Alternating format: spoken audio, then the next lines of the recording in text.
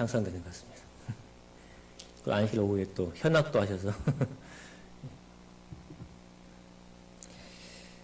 네, 오늘 각시대지형투 두 번째 말씀을 나누고자 합니다.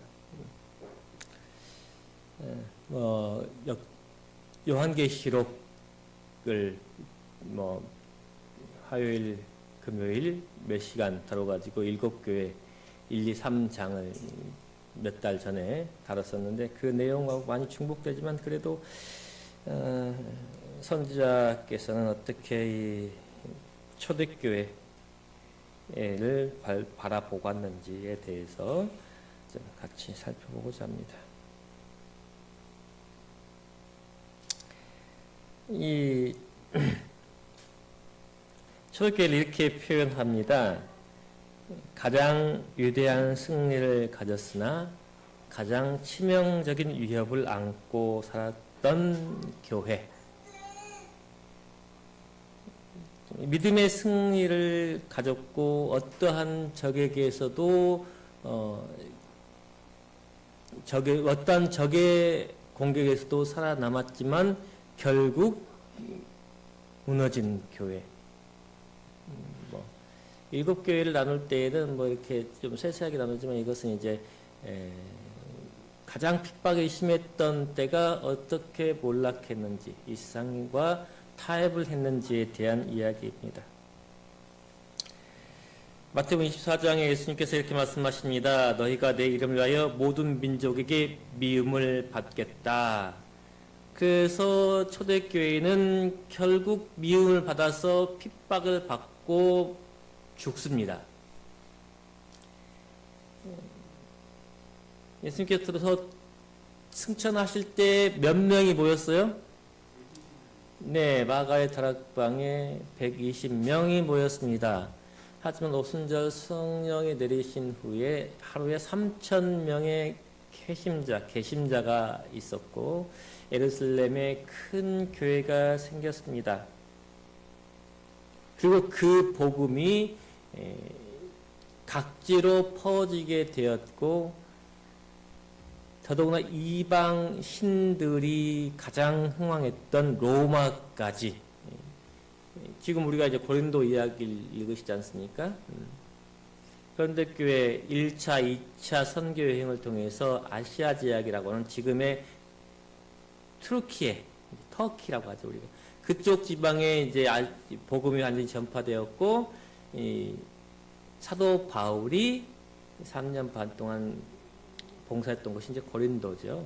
그리고 이제 이렇게 바울은 로마에 정말 가기를 원했습니다. 왜요? 이방 신의 중심지요. 그 당시의 종교 문화의 중심지. 로마에서 복음을 전파하기를 원했습니다. 사도 바울이 들어가기 전에 이미 이제 로마는 복음이 들어갔어요. 그래서 황제의 집까지 이 복음이 들어갔습니다. 그러니 이제 문제가 되죠. 베드로 전후서를 나중에 제가 좀 살펴보도록 하는데, 베드로 전서 후서 보면은 이제 그 당시의 상황이 굉장히 잘 드러납니다. 뭐냐면 그 당시에 기독교인들은 완전히 이방인이 돼요. 완전 이방인이 되어서 사회에서 아주 최빈민으로 타락을 합니다. 그럼에도 불구하고 많은 사람들이 예수님을 구주로 받아들입니다. 그 시대 상황에서 이제 네로 황제가 크나큰 박해를 합니다. 역사가들은 네로 황제가 로마에 불을 지르고 이제 기독교인들이 불을 질렀다. 그리고 비가 안 와도 기독교인의 잘못이요, 지진이 나도 기독교인 잘못이요. 그래서 많은 사람들이 기독교인을 멸시하고 잡아 죽이는 데 동참합니다. 네로 왕조 시대 때 시작된 박해는 몇 세기 동안 계속됐다. 수많은 사람들이 원형극장에서 짐승의 밥이 되고 화형에 처해지고 또한 십자가에 못 박혀 죽고 짐승의 가죽을 씌워서 투기장에서 개에 찢겨 죽었다.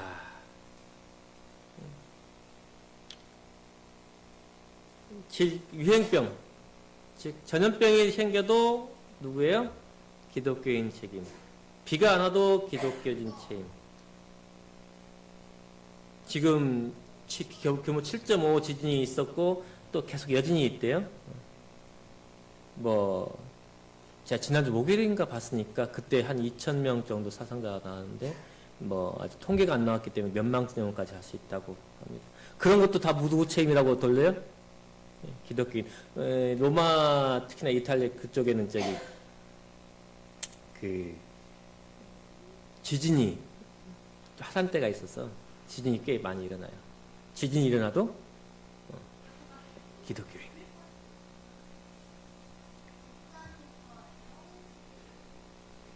그래서 이런 히브리서 11장에 이렇게 말합니다. 돌로 치는 것과 톱으로 켜는 것과 시험과 칼에 죽는 것을 당하고 양과 염소의 가죽을 입고 유리하여 궁핍과 함단과 학대를 받았으니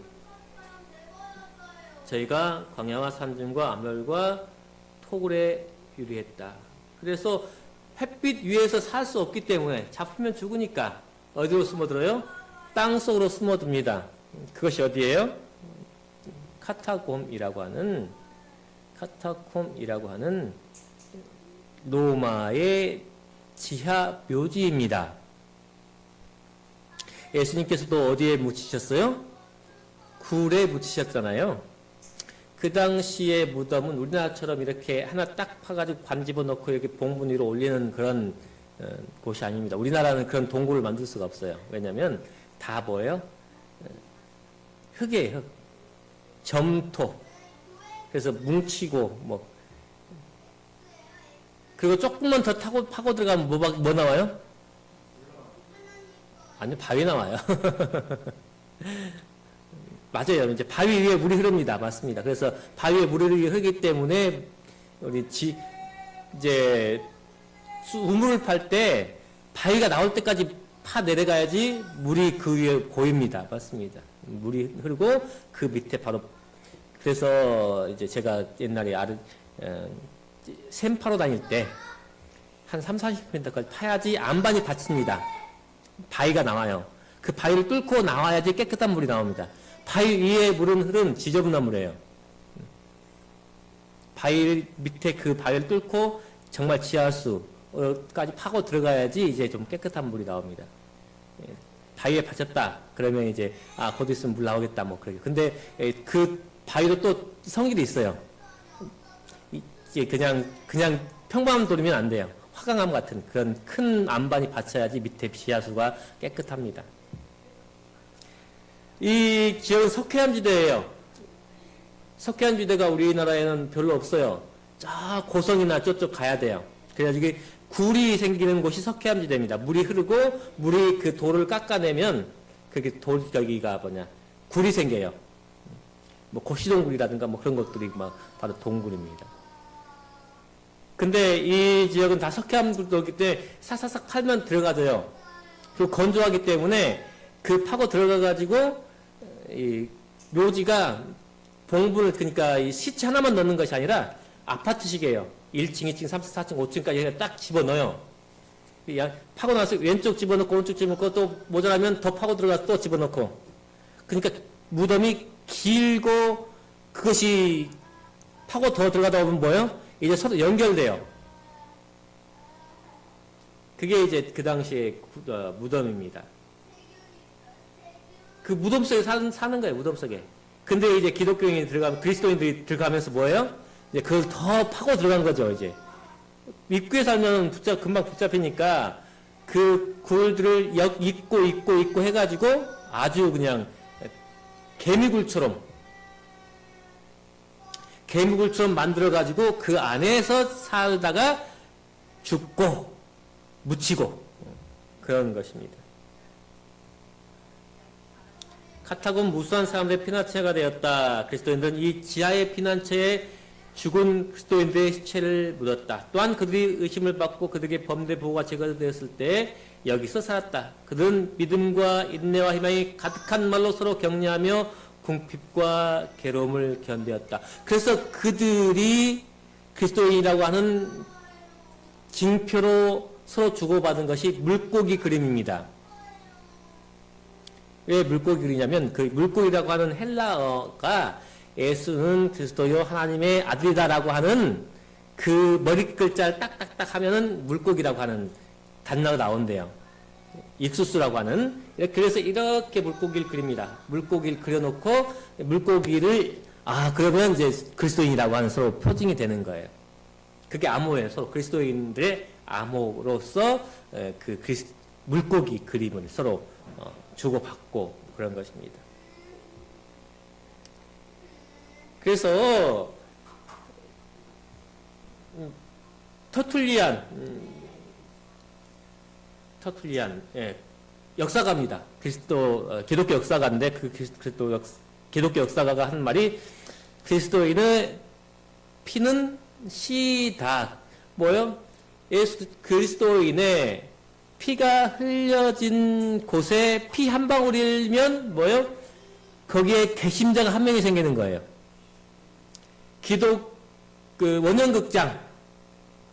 원형극장에서 흘린 피 한 방울을 보고 그곳에 구경 온 한 사람이 어떻게 해서 저 사람은 저 고통 가운데서 찬양을 하며 그 고통 가운데에서 웃음을 짓고 하늘을 바라보고 죽는가? 그리스도인들은 과연 무엇을 믿는가를 찾다가 결국 누구를 발견해요?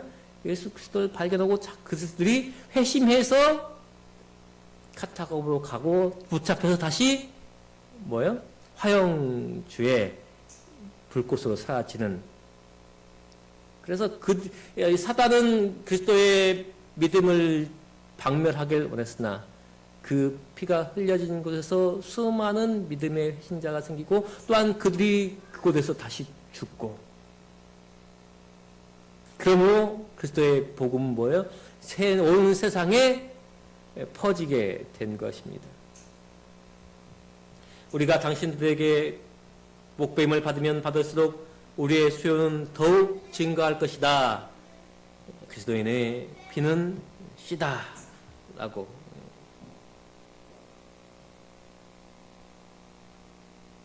그렇게 이렇게 무한 반복하는 것입니다. 사단이 물리적으로 사람을 죽이면 죽음 앞에서 꺾이지 않은 그 평안함을 보고 많은 사람들이 회심하고 결국 교회는 커지고 또한 그 순종을 해서 새로운 개신자들이 들어오고, 폭력으로 예수의 복음을 막고자 했으나 그로 인해서 더 큰 복음의 확장이 일어났다고 하는 것입니다. 그렇게 이제 사단이 전술을 바꿉니다. 칼과 불로써 핍박하던 교회를 뭐예요? 야, 우리 싸움 그만하자. 그래, 내가 널 인정할게. 그럼 뭐예요? 너희들이 햇빛으로 나와. 그럼 내가 너희를 환영한다.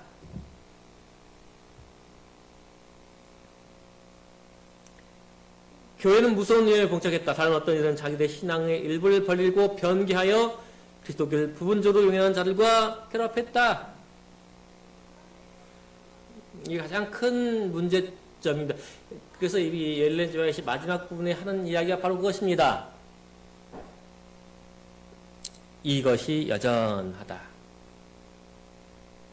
사단은 교회 안에 들어와서 신자들의 믿음을 타락시키고 그들의 마음을 진리의 말씀에서 떠나게 하였다는 거예요.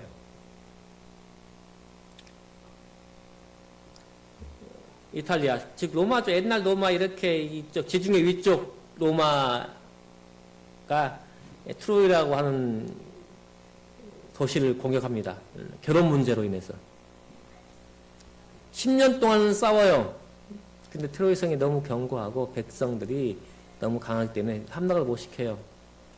그래서 로마 연합군이 그냥 우리가 졌다 하고 선물 하나 두고 갑니다. 그게 큰 나무로 만든 말이에요, 말.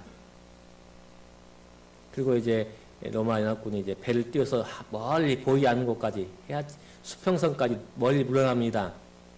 이겼다 하고 트로이 병사들이 그 목마를 야 이게 선물이다 하고 가지고 들어와서 트로이까지 들어옵니다. 그 안에 누가 있어요? 예, 매복이 들어있어서 밤에 나와가지고 목마에서 나와가지고 트로이 문을 엽니다. 그리고 그때 다시 로마 연합군이 들어와가지고 그 성으로 들어와서 트로이를 함락시킵니다. 사과인데 무슨 사과예요? 독사과예요. 독사과. 먹기 좋고 맛있고 근데 먹었더니 그 안에 뭐가 있어요? 독이 있어요. 우리가 보통 이렇게 말하면 독이 든 성배. 성배가 뭐예요? 성배. 예, 그 잔, 술잔. 근데 거기 뭐가 들어있어요? 정말 아름다운 술잔인데 그 안에 뭐가 들어있어요? 독이 들어있어요. 첫 번째로는 물리적으로 잡아 죽이고 폭력을 가했으나 그것이 안 되지 이제는 야 너희들 나와서 나와 같이 어울려 살자. 그러면 내부에 심각한 타락이 생긴 것이죠. 우상입니다. 그것을 무엇과 합쳐요? 하나님 예수 그리스도의 십자가가 합칩니다. 그러므로 뭐가 생겨요? 마리아상이 생깁니다. 그 옆에 누가요? 예수님을 안고 있는 마리아상. 그 다음에 그 옆에 누구들요? 성자들. 이유는 간단해요. 그 사람들은 이유를 지금 우리나라는 문맹률이 적습니다. 그렇죠? 글자 못 읽는 사람이 거의 없어요. 근데 미국이나 영국 뭐 그렇게 잘 사는 나라들도 뭐 글을 못 읽는 사람들이 한 20, 30% 된대요. 말은 하죠. 근데 글을 못 읽는데요. 그러면 그 옛날은 어땠겠어요? 글자도 없이. 그러니 그 글자 모르는 사람들한테 예수님을 가르치기 위해서는 뭐가 필요해요? 그림이 필요하죠. 그리고 들고 다니기 편하게 뭐예요? 조각하는 모습이 필요하죠. 이분이 누구시다? 예수님이시다. 그리고 십자가에 뭐예요? 예수님이 달려 계시죠? 기독교에는 예수님 십자가만 있지만 동방정교회와 가톨릭교회는 꼭 예수님이 고난당하시는 십자가를 놓습니다. 왜요? 그 모습을 보고 그 고난을 기억하라고. 그게 다 뭐예요? 선교적인 목적. 아, 예수님께서 이렇게 우리를 동안하고. 그리고 예수님의 어머니 누구? 마리아. 그의 제자 누구? 사도 바울, 베드로. 이런 모습이었다. 우리도 지금 이렇게 그림으로 보여주고 얼마나 더 이해하기 편해요. 그렇죠? 쏙쏙 들어오고. 그런 차원에서 시작했던 것이 이제 뭐예요? 이제 마리아 상해를 통해서 뭐 한다? 마리아를 통해서 뭐 한다? 하나님과 연결될 수 있다. 사도 바울도 우리를 하나님께 인도할 수 있다. 누구도 베드로도 그리고 그 후에 많은 성인들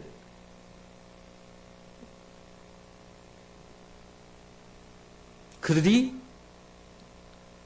우리를 하나님과 연결시킬 수 있다. 그 우두머리가 누구다? 교황이다. 왜? 초대 교황인 베드로의 이렇게 후손이니. 그리스도를 따르느라고 공헌하는 무리들 가운데 언제나 두 부류의 사람들이 있었다. 그래서 말하기를 예수님을 믿던 12제자 중에서도 누가 있었다고요? 예수님을 판 가룟유다. 초대교회에서도 바나바가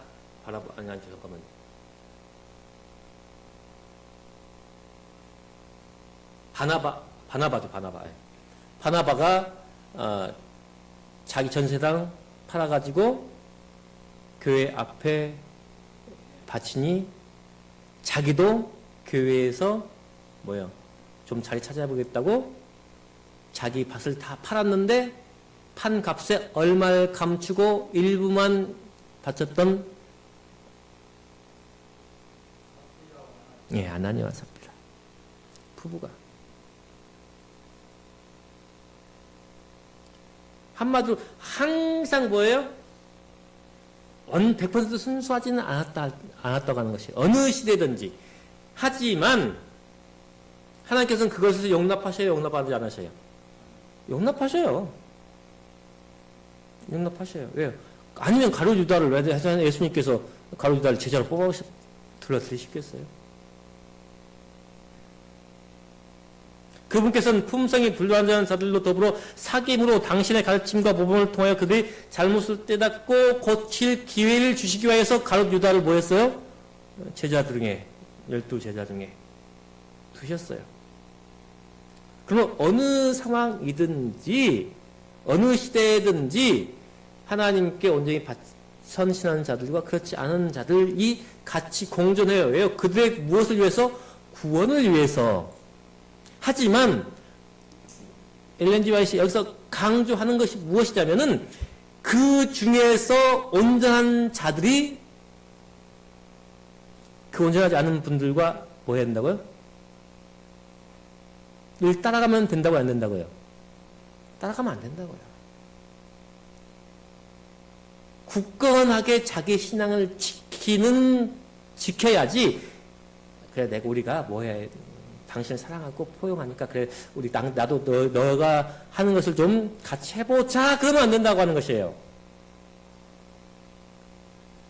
언제나 존재한 충성된 소수의 불이 있고 그 가운데에서 변방, 즉 한마디로 언제나 뭐가 있어요? 중심 핵이 있고 가장 단단한 곳이 있고 뭐예요? 주변에 갈수록 뭐예요? 무뎌지는 곳이 있다고요.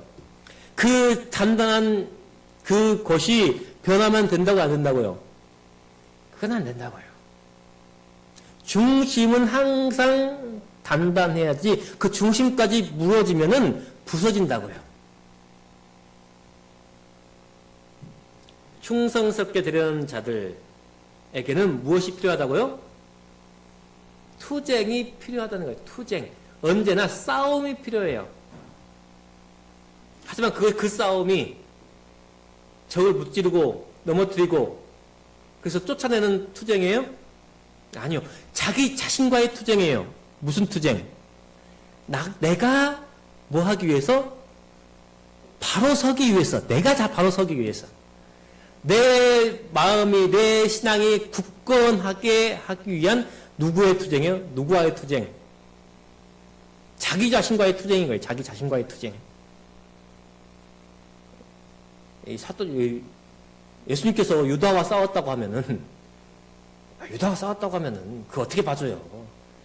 예수님께서 끝까지 이 세상을 사랑하실 때 뭐 때까지 사랑했다고?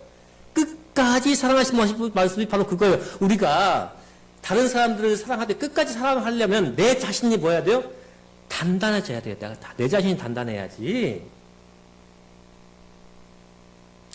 하나님께 대한 충성에 저촉되지 않는 양보이면은 화평과 연합을 위하여 뭐 해야 된다고요? 화평과 연합을 유지해야 하지만 그 원칙을 희생하는 것, 누가 희생해요? 그 사람이 희생해요? 아니요, 내가 희생하는 거예요. 내가 있는 자리를 떠나서 한 걸음 그 사람에게 다가가기 위해서 무엇을 희생하는 것? 하나님께서 주신 원칙을 희생하는 것은 안 된다는 것이에요. 그래서 결국 뭐 해야 된다고요? 결국 갈라서는 때가 온다고요.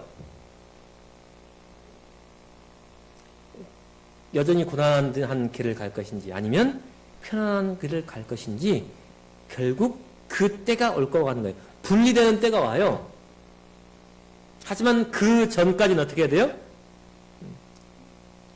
나 자신이 여전히 단단하고 굳건히 하나님 앞 말씀 안에 서고 있어야 되고 구원을 위해서 그들의 구원을 위해서 우리가 나 자신을 붙잡아야 한다고 하는 것입니다. 그래서 결국 하나님의 말씀은 이 세상에 평화를 주러 왔지만 결국은 뭐가 돼요? 검이 돼요. 예수님께서 말씀하시길 내가 너에게 화평을 주러 온 줄 아느냐? 검을 주러 왔다. 누구와? 아내와 남편이. 부모와 자식이 서로 공회에 넘겨줄 것이다. 왜요? 말씀을 가지고 해석하는 것이 다르기 때문에 공예와 함께 하고자 하는 사람들은 그와 같이 아는 사람들을 어떻게 할 수밖에 없어요. 넘겨주죠. 넘겨줄 사람이 되느냐, 넘김을 받을 것이냐, 우리가 선택할 때가 올 것이고 그때가 바로 칼의 때라고 하는 것입니다. 복음은 그들의 습관과 욕망과는 전혀 반대되는 생활 원칙을 제시해주기 때문에 그들은 복음을 반대하게 될 것이다. 복음이 가져다주는 고상한 진리가 증오와 분쟁을 일으키는 일도 있다는 의미에서 복음은 검으로 불린다 라고 말씀하고 계신 거예요. 초대교회는 세상의 가치관과 철저히 분리됨으로 그들이 고난을 받았습니다. 현대교회는 어떻습니까? 여전히 우리가 고난을 받고 있습니까? 우리 그리스도 안에서 경건하게 살고자 하는 자는 핍박을 받겠다라고 말씀하세요. 핍박이 없는 것은 뭐라고 해요? 예, 우리가 이미 세상과 부딪히는 일이 이제 없는 거예요. 왜요? 같이 가기 때문에. 그래서 여기도 뭐예요? 산소가, 이게 지금 뭐 산소라고 표현하면 이미 영적 산소는 다 결핍되어서 영인 거예요.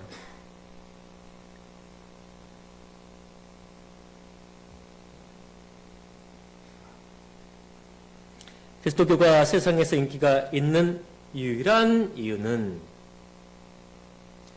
그리스도교가 세상에서 인기가 있는 유일한 이유는 죄와 타협하는 정신 때문에 그리고 하나님의 말씀의 위대한 진리들이 너무도 무시되고 있기 때문에 그리고 교회 내에 활력이 넘치는 경건이 없기 때문에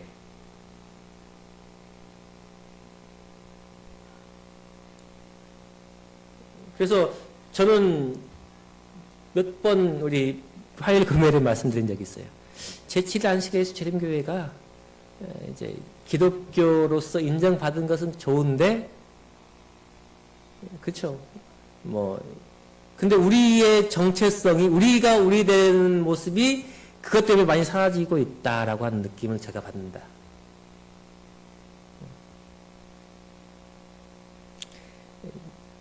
요즘 사람들은 웰빙으로 이제 우리가 옛날에 먹던 것들 다 요즘 사람들이 더 잘 먹어요. 근데 우리는 이제 먹는 것에서 많이 유해졌어요. 제가 어떤 목사님한테 오늘 이거 말씀 안 드리려고 했는데 이 말씀 드려서 어떤 목사님한테 커피 안 마시냐고 물어보시더라고요. 저한테. 목사님이 그러면서 딱 이거 토핑해가지고 이렇게 딱 잘 드시더라고요. 그래가지고 어떤 목사님께서 저희 두 지환이하고 은하냐 아림이가 식사하러 안 갑니다. 그랬더니 아직 5시밖에 안 돼서 제가 식사 안 갑니다. 그랬더니 불러가지고 나도 목사님 아들인데 옛날에는 그렇게 지켰는데 요즘은 내가 그러면서 한 30분 설명을 하시더래요. 그리스도교가 세상에서 인기가 있는 유일한 이유는 죄와 타협하는 정신 때문이다.